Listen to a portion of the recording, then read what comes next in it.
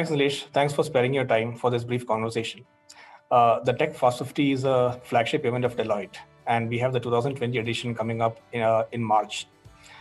You have been a winner on 4 occasions in the last 6 years, and you have won in 2018 and 2019, and I'm sure that you're looking for a hat trick in 2020 as well. How were these wins important for you as a co-founder of the company, and how much do you value this from the growth prospects of the organization?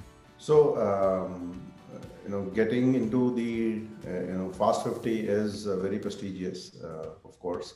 And as a founder of a company, you aspire to build a business which not only creates value for shareholders and every constituent, but more importantly, it grows, right? And this is a huge validation of our growth over the years. And also, another way to sort of put it is that it's a huge validation of what we offer as a product, and it's being bought in by our customers and the marketplace. And having ourselves in that list is very, very prestigious for us, and we're glad to win this and continue to participate in this important forum. So how has been the market for you in the last 12 months when the pandemic struck? But of course, things are looking up in the last 4 or 5 months.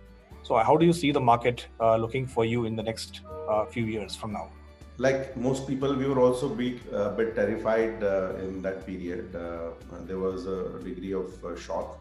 Its impact on digital adoption of various technologies has been massive, and we have been beneficiary of that in last 4 or 5 months.